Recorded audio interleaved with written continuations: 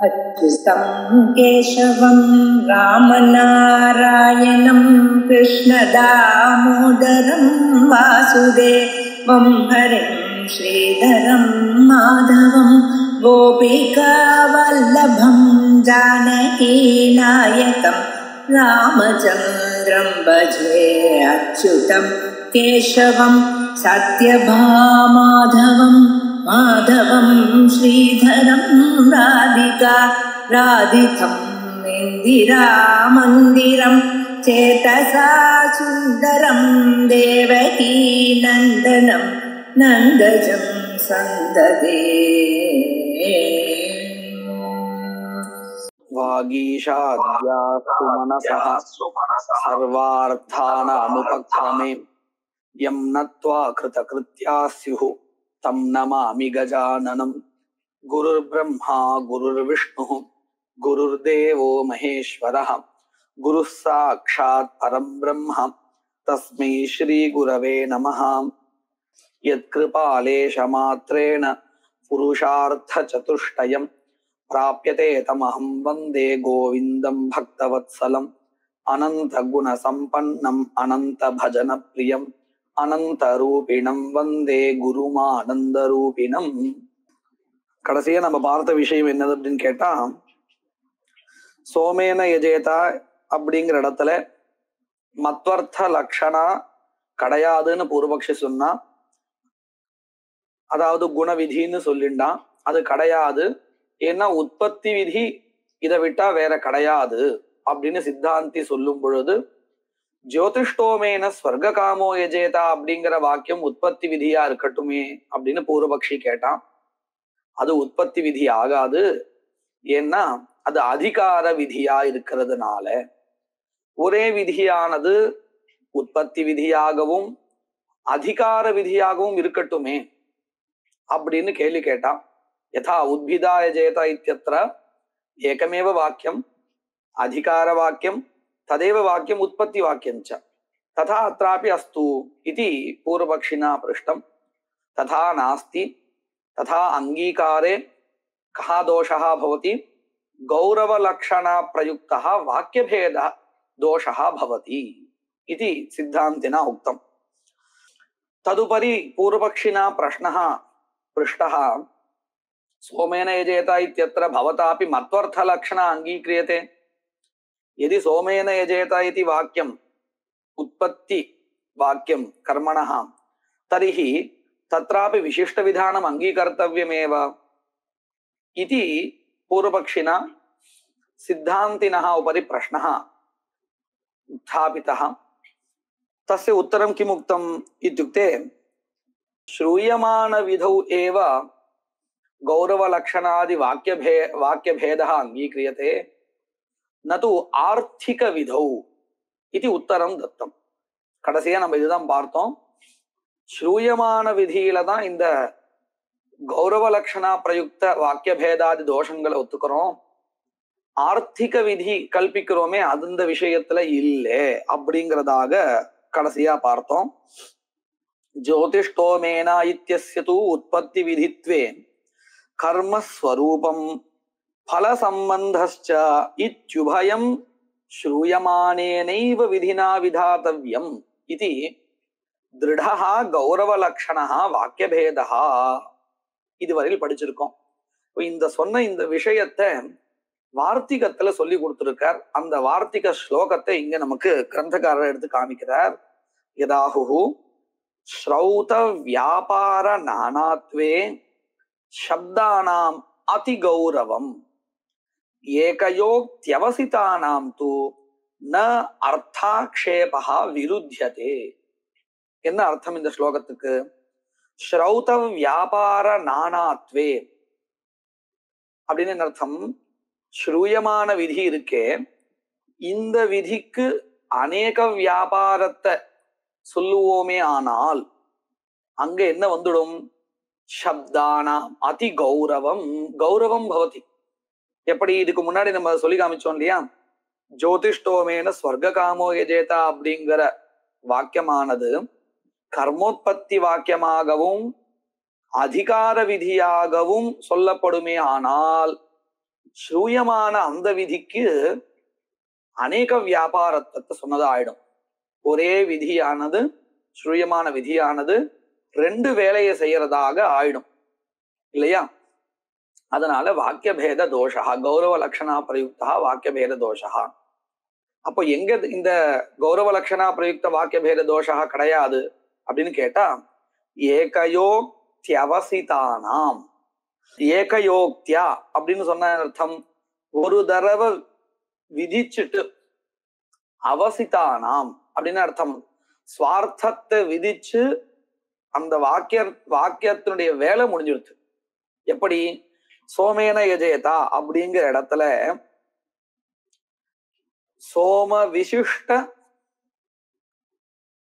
யாகா விஹிதா விதிச்சதுக்கு அப்புறம் அதோடைய வேலை முடிஞ்சிருச்சு இல்லையா? அப்படி வேலை முடிஞ்சதுக்கு அப்புறம் நாம அந்த ஆர்த்திக விதியை கல்பிக்கிறோம். விசேஷணத்தை வச்சுண்டு விசேஷண விதியை கல்பிக்கிறோம். விசிஷ்டமான யாகா விதீயத்தே அப்படிங்கிறத வச்சுண்டு விசேஷண விதியை நாம கல்பிக்கிறோம். அந்த வாக்கியத்துடைய தாற்பயம் அதோட முடிஞ்சு போச்சு. அதாவது அவசிதம், சமாபிதம், ஸ்வார்த்தா சமாப்தா. அதுதான் சொல்றாங்க, ஏகயோக்தியவசிதானாம் தூ ந அர்த்தாக்ஷேபா புனः அர்த்தாத் விசேஷண விதி கல்பனம் ந விருத்தியதே ந கௌரவாய பவதி இத்யர்த்தா. இது புரிஞ்சிருக்கு இல்லையா? அந்த ஸ்லோகத்தினுடைய அர்த்தா புரிஞ்சிருக்கு இல்லையா? அண்ணா, எனக்கு அந்த அதாவது ஏகயோக்தி அவசிதானாம் தூ அர்த்தாக்ஷேபோ விருத்தியதே அப்படிங்கிற இடத்துல அர்த்தாக்ஷேபம் விருத்தம் இல்லை அப்படின்னா எனக்கு அது கொஞ்சம் புரிய மாட்டேங்கிறது. அதாவது அந்த எந்த சொல்ல வந்ததோ அதோடைய காரியம் முடிஞ்சதுக்கு அப்புறமா அர்த்தாக்ஷேபம் பண்ணா தப்பில்லைன்னு சொல்ல வராங்களா? சொல்றது என்ன சொல்ல வரான்னு இந்த ஸ்லோகத்துக்கு இன்னும் கொஞ்சம் அர்த்தம் தேவைப்படுறதுண்ணா. பிரதிபதார்த்தம் சொல்றேன் மறுபடியும். இந்த முதல் பாதத்தினுடைய அர்த்தம் புரிஞ்சிருக்குன்னு நினைக்கிறேன். ரெண்டாவது பாதத்தில், மூணாவது பாதத்துல இருந்தா சிரமம் இல்லையா? ஒரு வாட்டி ஸ்ரௌத வியாபார நானாத்வேலேயே எனக்கு கொஞ்சம் சந்தேகம் இருக்குண்ணா. அதுதான் இங்க வரைக்கும் தொடர்ந்துட்டு வருது. சொல்லுங்கண்ணா. ஜோதிஷ்டோமேன ஸ்வர்க காமோ யஜேதா அப்படிங்கிறது ஒரு ஸ்ருதி வாக்கியம். இந்த ஸ்ருதி வாக்கியத்துக்கு நாம இப்போ ரெண்டு வேலையை கொடுக்குறோம்னு வச்சுப்போம். என்ன ரெண்டு வேலை? ஒரு வேலை கர்மோத்பத்தி, அதாவது அஜ்ஞாத ஞாபகத்துவம். இதுதான் நான் வேலைன்னு தமிழ்ல சொல்லிட்டு இருக்கேன் புரியறதுக்காக. அப்ப என்ன ஆறுது இது அப்படின்னு சொன்னா, முதல்ல கர்மோத்பத்தியை சொல்லி கொடுக்கறது, அதன் பிறகு பல சம்பந்தத்தை சொல்லி கொடுக்கறது. அப்போ இந்த கர்மோத்பத்தியை சொல்லி கொடுக்கறதுன்னு சொன்னா எந்த அம்சம் அப்படின்னு கேட்டால், ஜோதிஷ்டோமேன ஸ்வர்க காமோ யஜேதா அப்படிங்கிற இடத்துல இருக்கக்கூடியதான பிரத்யார்த்தமான விதிதான். இதுதானே விதிக்கிறது. எதை விதிக்கிறது? கர்மாவை விதிக்கிறது. ஒண்ணு. அடுத்தது, இதே விதி பிரத்யம்தான் கர்மாவுக்கு பல சம்பந்தத்தை சொல்லி கொடுக்கிறது, அஜ்ஞாதமான பல சம்பந்தத்தை சொல்லி கொடுக்கிறது. அப்போ இந்த இடத்துல பூர்வபக்ஷ படி நாம வச்சுட்டோமே ஆனால், அதாவது கர்மோத்பத்தி வாக்கியமும் இதுதான், பல சம்பந்த போதகமான வாக்கியமும் இதுதான் அப்படின்னு வச்சுட்டோமே ஆனால், ரெண்டு வேலையும் செய்யக்கூடியது எதுன்னு கேட்டா ஸ்ரூயமானமா இருக்கக்கூடிய விதி பிரத்யதான். அப்போ ஸ்ரூயமானமா இருக்கக்கூடியதான அந்த விதி பிரத்யத்துக்கு ரெண்டு வேலை கொடுக்கிறோம் இல்லையா? இதுதான் கௌரவ லட்சணா பிரயுக்த வாக்கிய பேதா. ஆனா இப்படி வச்சுன்னு பார்க்கலாம். சித்தாந்தத்துல சோமேன யஜேதா அப்படிங்கிற இடத்துல விசிஷ்டஸ்ய சோமஸ்ய யாகஸ்ய விதானம் அங்கீகிரியதே. சோமலதா விசிஷ்ட யாகா விதீயத்தே. விதீயத்தேன்னு சொன்னா எது விதீயத்தே? சோமேன யஜேதா அப்படிங்கிற இடத்துல இருக்கக்கூடியதான விதி பிரத்யா, அதுதான் விதாயகம். இதுக்கப்புறம் சோம யாகஸ்ய க்ஷமிதம் சோம திரவியஸ்ய யாகாங்கத்துவம் எதுனால நமக்கு தெரிய போறது, அதாவது எந்த வாக்கியம் விதிக்க போறது அப்படின்னு கேட்டா ஸ்ரூயமான விதி இல்லை. ஸ்ரூயமான விதி சோமலதா விசிஷ்ட யாகத்தை விதிச்சு தன்னுடைய வேலையை முடிச்சிடுது. அதுக்கப்புறம் நாம விசிஷ்ட விதானத்தை பார்த்துட்டு ஒரு வாக்கியத்தை நாம கல்பிக்கிறோம், அர்த்தாத் கல்பிக்கிறோம். விசிஷ்ட விதி அப்படிங்கிறது விசேஷண விதி இல்லாத கிடைக்காது அப்படின்னு வச்சுட்டு நாம விசேஷண விதி கல்பிக்கிறோம். என்ன மாதிரி கல்பிக்கிறோம்? சோமேன யாகம் பாவயேத் அப்படின்னு.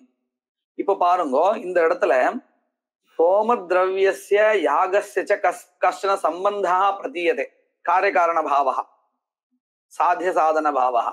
இந்த சாத்திய சாதன பாவத்தை சொன்னது எது அப்படின்னு கேட்டா, ஸ்ரூயமானமா இருக்கக்கூடிய சோமேன யஜேதா அப்படிங்கிற வாக்கியத்துல இருக்கக்கூடிய பிரத்யேகாவா, அல்லது அதை பார்த்து நாம ஒரு வாக்கியம் கல்பிச்சோமே சோமேன யஜேதா அப்படின்னு, அந்த வாக்கியத்துல இருக்கக்கூடியதான பிரத்யேகாவா?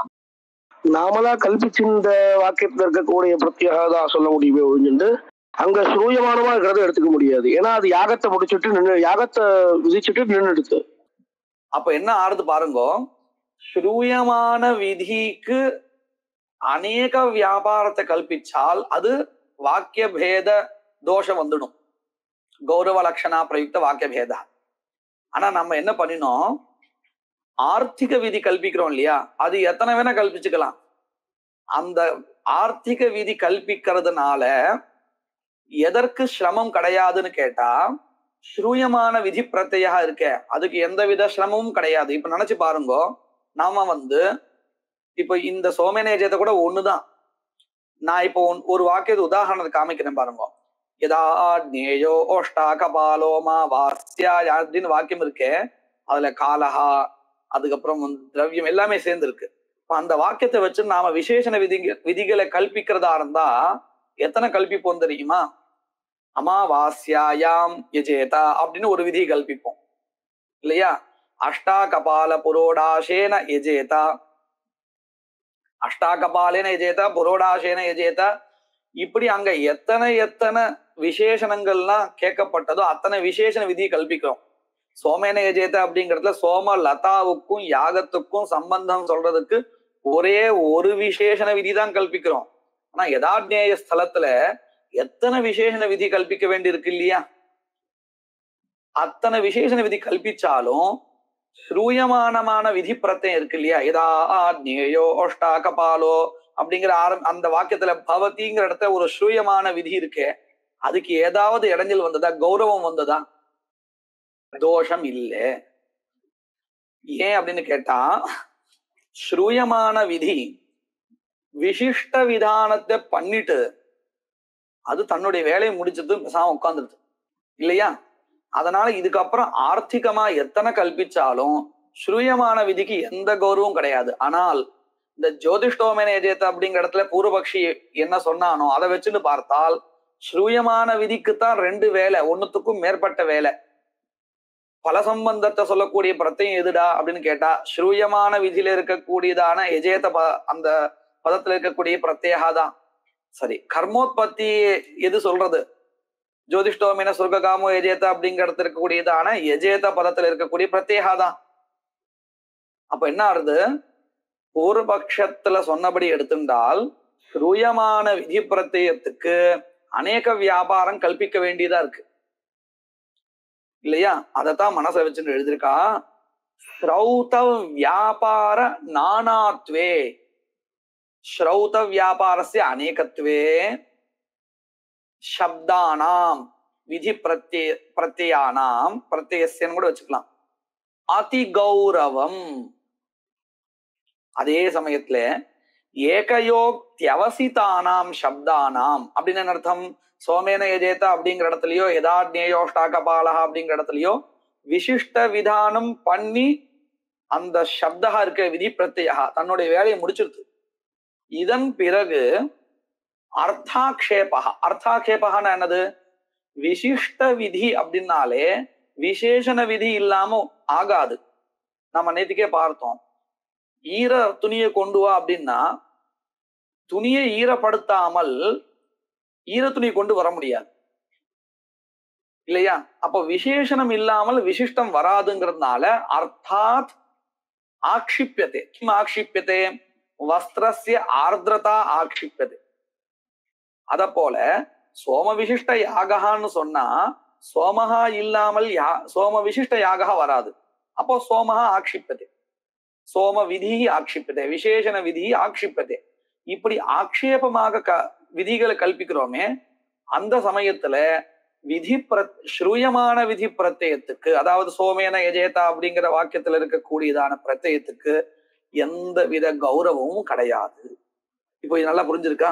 ஸ்ரௌதம் வியாபார ஸ்ரௌதம்னு இந்த இடத்துல சொல்றது எதுனா, அதாவது ஸ்ரூயமான வாக்கியத்துல இருக்கக்கூடிய விதி பிரத்யா, அதுதான் ஸ்ரௌதம் அதுதான் ஸ்ரௌத அப்படிங்கிற பதத்தினால சொல்லப்படுறது. அந்த விதிக்கினுடைய வேலை இருக்கு இல்லையா, அதுதான் வியாபாரா. இப்போ விதிதனை விதிக்கிறது கர்மா பூர்வபக்ஷத்தை படி வச்சுன்னு பார்த்தால் ஜோதிஷ்டோமேன ஸ்வர்க காமோ எஜேதா அப்படிங்கிற இடத்துல அந்த பிரத்யா தான் கர்மாவை விதிக்கிறதுன்னு சொல்லணும். அந்த பிரத்யா கர்மாவை விதிக்கிறதுன்னு சொன்னா ஸ்ரௌத வியாபாரா, ஸ்ருத பதஸ்ய வியாபாரா. ஸ்ருத பதஸ்ய இत्युक्ते ஸ்ருத விதி பதஸ்ய வியாபாரா. வியாபாரா இत्युक्ते கிம்? விதானம். இதுதான் ஸ்ரௌத வியாபாரா. ஜோதிஷ்டோமேன ஸ்வர்க காமோ எஜேதா அப்படிங்கிறதுல பூர்வபக்ஷ மதப்படி எத்தனை வியாபாரா இருக்கு? அந்த விதியானது கர்மோத்பத்தியே சொல்றது அப்படின்னா அது ஒரு ஸ்ரௌத வியாபாரா. பல சம்பந்தத்தை சொல்றது அது ஒரு ஸ்ரௌத வியாபாரா. ரெண்டு ஸ்ரௌத வியாபாரா. அப்ப என்ன அடுத்து? ஸ்ரௌத வியாபார அநேகத்துவம் வந்துடுது. நான் ஏகா அநேகா, ரெண்டு வந்தாலுமே அதே அநேகம்தான். ஸ்ரௌத வியாபார அநேகத்துவம் வந்துடுறது. இப்போ சோமேன எஜேதா அப்படிங்கறத சித்தாந்த மதப்படி வச்சுன்னு பார்த்தால் சோம விசிஷ்ட யாகா விதியத்தைன்னு சொல்லும் பொழுது எஜேதா அப்படிங்கிற பதத்துல இருக்கக்கூடியதான ஸ்ருதி அந்த விதி பிரத்யா இருக்கு இல்லையா, அந்த விதி பிரத்யத்துக்கு எத்தனை வியாபாரம் இருக்கு, அதாவது எத்தனை காரியம் இருக்கு? ஒரே ஒரு காரியம் தான் இருக்கு. ஸ்ரௌத நானாத்துவம் ஸ்ரௌத வியாபார நானாத்துவம் இல்லை. அந்த விசிஷ்ட விதியை வச்சு நாம கல்பிக்கிறோம், அதெல்லாம் வேற விஷயம். ஸ்ரூயமான விதி பிரத்யத்துக்கு வியாபார அநேகத்துவம் இருக்கா, விதேய அநேகத்துவம் இருக்கா? இல்ல. ஏகயோக்த்யவசிதானாம் து ந அர்த்தாக்ஷேபஹ. இன்னொரு சந்தேகம், ஏகயோக்த்யவசிதானாமா ஏகோக்த்யவசிதானாமானா? ஏக உக்தியா அவசிதானாம். நான் அந்த அர்த்தத்தை மனசுல வாங்கிட்டு ஏகையா உக்தியா அப்படின்னு அந்த உக்தியாவுக்கு விசேஷனமா ஏகையான்னு வச்சுன்னு சொல்லிட்டு இருக்கேன், வேற ஒண்ணும் இல்லை. ஏகையா உக்தியா அப்படின்னு விசேஷன பாவத்தை வச்சு சொல்லிட்டு இருக்கேன். ஸ்லோகத்துக்கு அப்படி ஒத்து வராது. ஏகயோக்தியவசிதானாம், ஏகையா உக்தியா அவசிதானாம், ஏகையா உக்தியா பரிசமாப்த வியாபாரானாம் சப்தானாம். அதாவது ஒரு தடவை சொல்லிட்டு அந்த சப்தத்துடைய வியாபாரம் முடிஞ்சிருது, வேலை முடிஞ்சிருது. அப்பேற்பட்ட சப்தங்களுக்கு அர்த்தாக்ஷேபமா கல்பிக்கக்கூடிய வாக்கியத்தை வச்சுட்டு எந்த தோஷம் வராது. இப்போ அடுத்த பிரஷ்னா, நச்ச சோமேன யஜேத இத்யஸ்ய உற்பத்தி விதித்வே யத்யபி ந வாக்கியபேதः ததாபி மத்வர்த்தலக்ஷணா ஸ்யாதேவா इति वाच्यम्. अयं प्रश्नः अत्यन्तं प्रसिद्धः, आरम्भ प्रभृति अयं प्रश्नः तत्र तत्र अस्माकं पुरतः पतत्येव. कः प्रश्नः? सोमेन यजेत इत्यत्र मत्वर्थलक्षणा दोषः. पश्यन्तु, सोमेन यजेत इत्यस्य उत्पत्तिविधित्वे यद्यपि न वाक्यभेदः, कुतः? विशिष्टस्य एकस्यैव विधानात् अनेकविधानं नास्ति, विशिष्टस्य एकस्यैव विधानात् न वाक्यभेदः, तथापि मत्वर्थलक्षणा इति एकः दोषः अस्त्येव इति प्रश्नः. एवं न प्रष्टव्यं. कुतः? तस्याः स्वीक्रियमाणत्वात्, तस्याः लक्षणायाः अङ्गीक्रियमाणत्वात्. कथं भोः दोषः अङ्गीक्रियते इत्युच्यते इति चेत् पश्यन्तु, यदि पूर्वपक्षरीत्या ज्योतिष्टोमेन स्वर्गकामो यजेत इत्यत्र उत्पत्ति विधित्वं, तर्हि तत्र कीदृशः दोषः भवति इति अस्माभिः अधुना निरूपितं. वाक्यभेदः दोषः भवति इति निरूपितं. सिद्धान्तरीत्या सोमेन यजेत इत्यत्र कर्मोत्पत्तित्व स्वीकारे कः दोषः भवति? लक्षणादोषः भवति सम्यक् लक्षणादोषः वाक्यीयदोषः वा पदे विद्यमानदोषः दोषस्वीकारे लाघवं वा उत वाक्यदोषस्वीकारे लाघवं वा न प्रष्टव्यं गौरवं वा इति प्रष्टव्यम् वाक्यदोषत्व ஒத்துக்கிறது கௌரவமா ராகவன் மியூட்ல வச்சு வாக்கியதோஷத்தை ஒத்துக்கிறது கௌரவமா இல்ல பததோஷத்தை ஒத்துக்கிறது கௌரவமா வாக்கியதோஷம் தான் கௌரவம் அப்போ அதை விட்டுடணும் குருபூதம் கௌரவம்னா இங்கே குருபூதம் அப்படின்னு அர்த்தம் குருபூதமான மதத்தை விட்டுடணும் லாகவமா எதிர்க்கோ அதுதான் எடுத்துக்கணும் லகுபூதமா அப்படி பார்த்தா வாக்கியதோஷத்தை காட்டிலும் பததோஷம் பரவாயில்லை தேவலை அதுதான் லகுபூதம் அதுதான் சொல்லி கொடுக்குறா லக்ஷணா அப்படின்னு நம்ம ஒத்துக்கிறோமே மொத்த வாக்கியத்துக்கும் லக்ஷணா ஒத்துக்கிறோமா அல்லது சோமேன எஜேதா அப்படிங்கிற வாக்கியத்துல சோம பதத்துக்கு மாத்திரம் லக்ஷணையா சோமலதா விசிஷ்ட யாகா அர்த்தான்னு லக்ஷணா பண்ணிக்கிறோமா சோம பதத்துக்கு மட்டும் முன்னாடி இந்த பூர்வபக்ஷத்துல வாக்கிய கௌரவம் சொன்னோமே அந்த இடத்துல நம்ம பார்த்தோம்னா ஜோதிஷ்டோமேன ஸ்வர்க காமோ யஜேதா அப்படிங்கிற மொத்த வாக்கியத்துக்கும் தான் அங்க கௌரவம் இல்லையா பத சமூகா வாக்கியம் அப்போ ஒரு பதத்துல தோஷத்தை ஒத்துக்கிறது தேவலையா பத சமூகமா இருக்கக்கூடிய வாக்கியத்துல தோஷத்தை ஒத்துக்கிறது தேவலையா அப்படின்னு பார்த்தோம்னா பதத்துல ஒத்துக்கிறது பரவாயில்ல இது அவயவா பதம்ங்கிறது ஒரு வாக்கியத்துல ஒரு அவயவா ஆனா வாக்கியம் அவயவி இல்லையா அப்போ பதத்துல தோஷத்தை ஒத்துக்கிறது பரவாயில்லை எப்போ வாக்கியத்துல தோஷத்தை சொல்றதை காட்டிலும் இல்லையா இப்ப புரிஞ்சிருக்கா அதுதான் இங்க சொல்லி கொடுக்குற லக்ஷணாதா அப்படின்னு அர்த்தம் லக்ஷணாபேக்ஷயா வாக்கியபேதஸ்ய ஜகன்யத்வாத் குருபூதத்வாத் இत्युक्ते दोषस्य अंगीकारे अवश्यम अंगीकारे कुत्र दोषः अंगीकर्तव्यः इत्युक्ते वाक्यापेक्षया पदे दोष अंगीकारः एव ज्यायः इति उच्यते लक्षणा हि पददोषः वाक्यभेदस्तु वाक्यदोषः पदवाक्ययोः मध्ये पदे एव दोषकल्पनायाः उचितत्वात् कुतः लघुभूतत्वात् इदं तु पूर्वमेव अस्माभिः केनचित् न्यायेन प्रतिपादितं केन न्यायेन गुणे त्वन्यायकल्पना इति न्यायात् पूर्वम् अयं न्यायः पठितः एव तदर्थम् एकं दृष्टान्तं प्रदर्शयति अत एव जातपुत्रः कृष्णकेशः अग्नीनादधीत इत्यत्र आधानानुवादेन जातपुत्रत्व कृष्णकेशत्व विधाने वाक्यभेदात् पदद्वयेन अवस्था विशेषः लक्ष्यते इत्युक्तम् किं वाक्यम् इत्युक्ते वसन्ते वसन्ते अग्निनादधीत इति वर्तते वसन्ते ब्राह्मणो अग्निनादधीत इति अनेन वाक्येन अज्ञाधानं विहितम् तत्र कस्य इदं विहितम् इत्युक्ते अभिप्रायः कः इत्युक्ते कस्याम् अवस्थायां सः पुरुषः अज्ञाधानं कुर्यात् इत्युक्ते तस्य पुरुषस्य पुत्रः भवेत् इत्युक्ते विवाहितः किञ्च तस्य पुत्रः अपि भवेत् एवमेव तस्य केशाः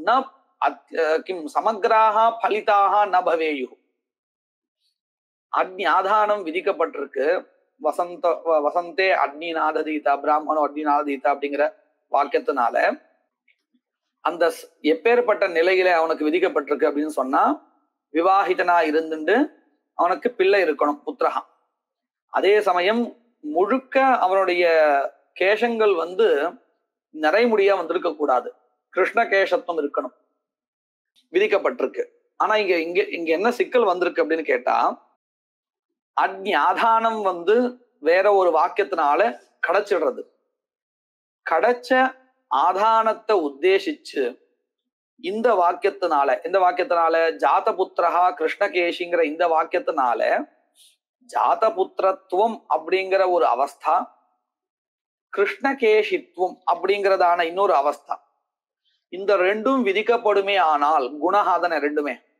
அப்ப என்ன ஆயிடும் தெரியுமா? என்ன தோஷா வரும் இங்க? நீங்க சொன்ன பதில் கரெக்ட் தான். அதோட கூட இது சேர்த்து சொல்லுங்க. பிராப்தோத்தேசேன பிராப்த ஆதானோத்தேசேன அநேக விதான பிரயுக்த வாக்கியபேத தோஷா. இந்த வாக்கியபேத தோஷா அப்படிங்கிறது வாக்கிய தோஷா. அதுக்காக என்ன பண்ணி கொடுத்தா சித்தாந்தத்துல அப்படின்னு கேட்டா, இந்த ஜாதபுத்திர கிருஷ்ணகேஷ அப்படிங்கிற இந்த ரெண்டு பதத்தினால ஒரு அவஸ்தா, ஒரு நிலை, அதாவது இத்தனை வயசுன்னு சொல்றோம் இல்லையா, ரொம்ப மூப்பு அடைஞ்சிடக்கூடாது, ரொம்ப இளமையாவும் இருக்கக்கூடாது, அதாவது பிரம்மச்சாரியாகவோ அல்லது ரொம்ப 20 வயசு அப்படின்லாம் இல்லாத, ரெண்டுமா இல்லாத ஒரு மத்திய வயசு அப்படின்னு சொல்றோம் இல்லையா, இந்த மத்திய வயசு அப்படின்னு அந்த அவஸ்தா விசேஷத்தை லட்சணையா சொல்றது. எந்த பதத்தினால? ஜாதகே புத்திர பதத்தினாலையும் கிருஷ்ணகேஷ பதத்தினாலையும் இப்படி ஒரு மத்தியாவஸ்தையே லட்சணையா சொல்றதுன்னு ஒத்துண்டா. ஏன் அப்படின்னு கேட்டா, இல்ல என்ன நடும், ரெண்டு பதத்தினால ரெண்டு விஷயங்கள் விதிக்கும் பொழுது அங்க வாக்கியபேத தோஷா வந்துடும். ஆனா இந்த ரெண்டுமே தேவை. அதனால என்ன பண்ணிட்டா அப்படின்னு கேட்டா, இந்த ரெண்டு பதத்தினாலையும் ஒரு அவஸ்தாவை, ஒரு மத்தியாவஸ்தாவை லட்சணையா சொல்லியாச்சு. அந்த அவஸ்தையை சொல்லியாச்சுன்னு, அவஸ்தான ஒரு நிலை, சிரமம்னு அர்த்தத்துல இல்ல, தமிழ் அவஸ்தை இல்ல, சம்ஸ்கிருத அவஸ்தா, ஒரு ஸ்திதி. அந்த ஒரு மத்தியாவஸ்தையே லட்சணையா ரெண்டு பதங்களாலையும் சொல்லியாச்சுன்னா, இப்போ விதிக்கக்கூடியது ஒன்னா ரெண்டா மாதிரி இல்ல, ஒண்ணுதான். அதனால என்ன லாபம் கிடைச்சது அப்படின்னு கேட்டா, அநேக விதான பிரயுக்த வாக்கியபேதா இப்ப வாரணம் பண்ணியாச்சு. ஒண்ணு. அடுத்த ஒரு கேள்வி வரும்,